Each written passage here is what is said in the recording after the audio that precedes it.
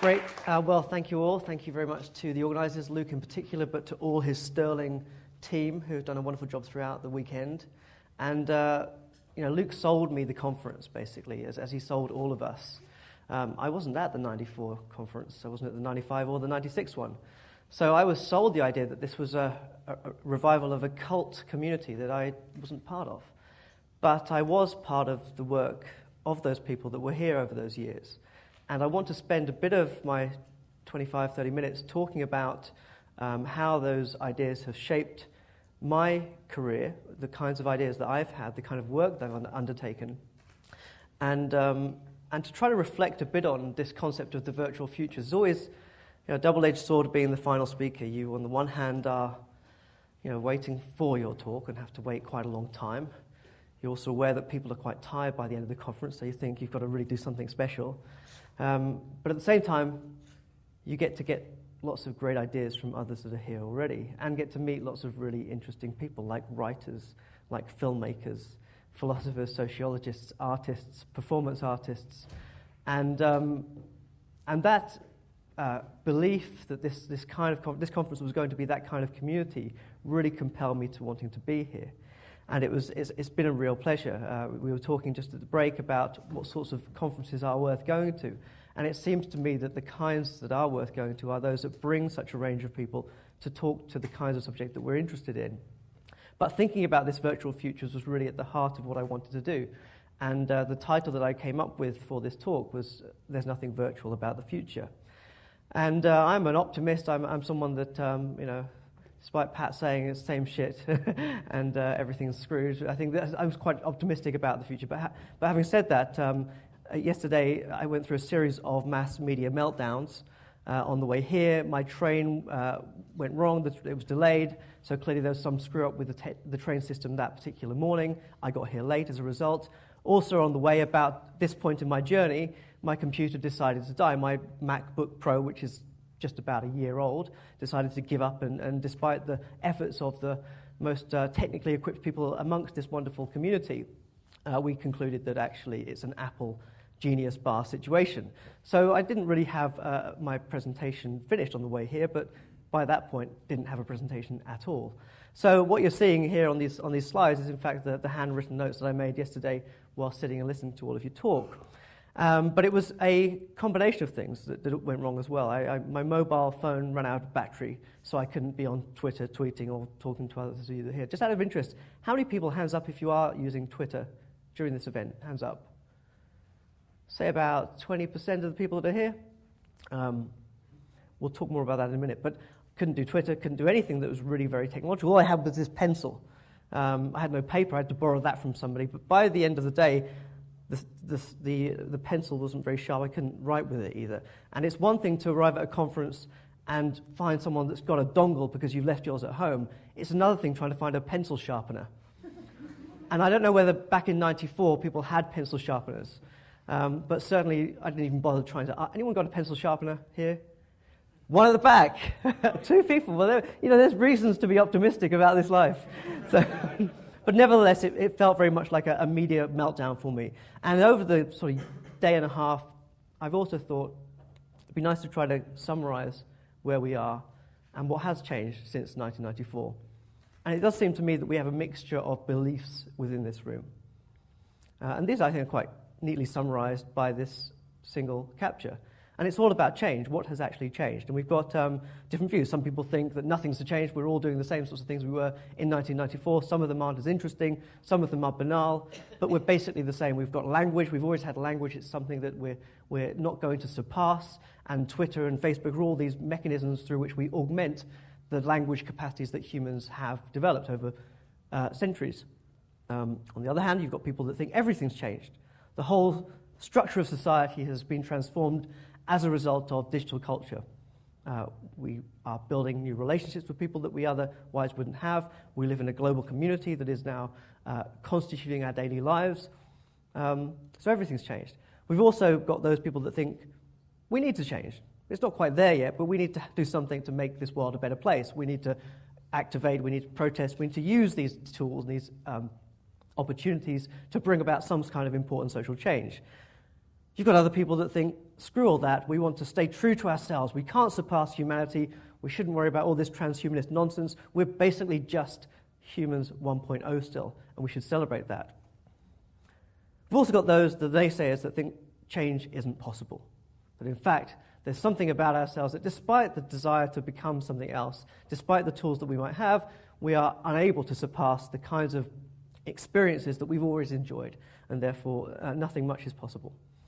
And finally, we've got those people that would argue that change is imminent. And those are the people you really need to be careful about, because those are the people that will say, watch out, it's coming, it's around the corner.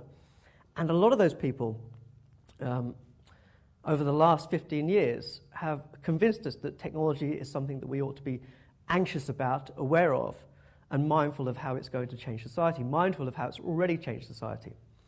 My own views about technology, and particularly about digital technology, are a mixture of those. And of course our views are so complex that some elements of technology have changed how we live, others are quite similar. And there's a kind of belief system, a kind of rhetoric that pervades some of the kind of anti-technology views that goes along the following lines. Like everyone here may in some way have some relationship to their technology. Pat has her iPad, Jennifer has her HTC, and all of us are wary of the possibility of becoming too immersed in the technology to the neglect of life outside of it. But which of you would admit to that? Which of you would say, I am one of those people? You're right. We are doing too much in social media. It isn't just about that. We should all meet and come together and have conversations. It's always everybody but me.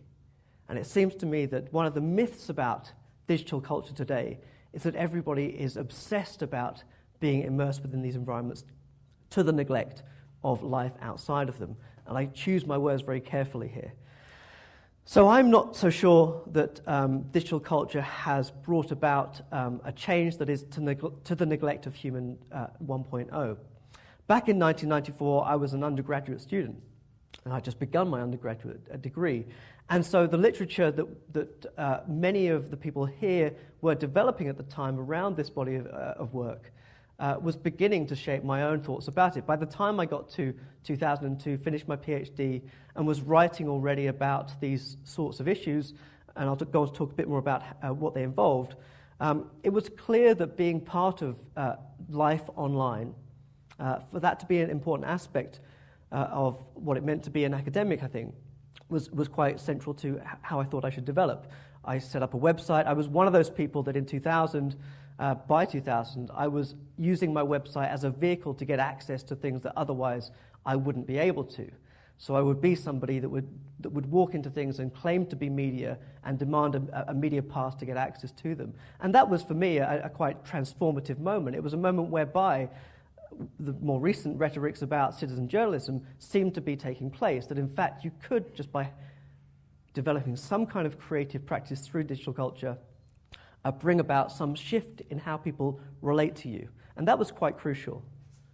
You were able to form your own narrative about your life in a way that previously would have been much harder, I think, because I wasn't a journalist, and I'm still not.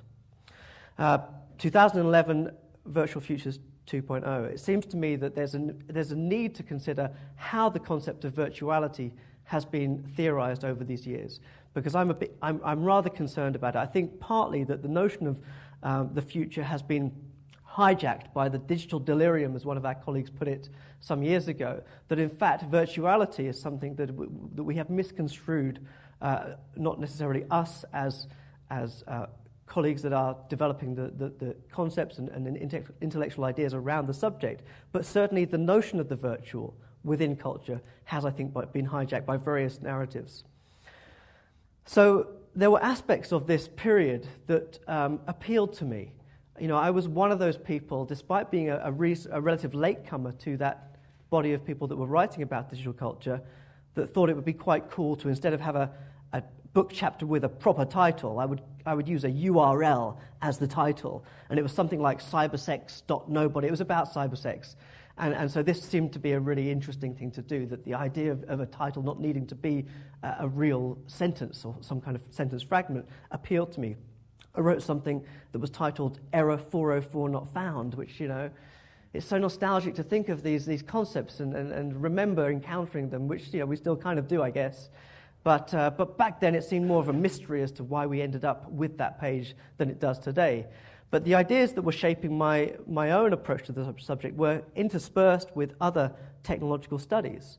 It wasn't just digital culture that was shaping my ideas. One of the first major works I put out was a book called Genetically Modified Athletes. And part of what I want to suggest to you, and I think what is evidently apparent in the composition of people that is here this weekend, but also what I think was the seeds that were planted back in 1994, is that interface between the biological and the digital, which has certainly underpinned my work.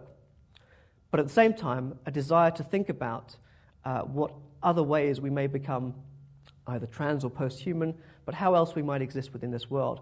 The genetically modified athletes proposition appealed to me, the idea that in fact aspects of our identity, our biology, may not be taken for granted, may in fact be manufactured in the future. And what would this mean for a range of social practices that we currently enjoy? Would they change them in significant ways?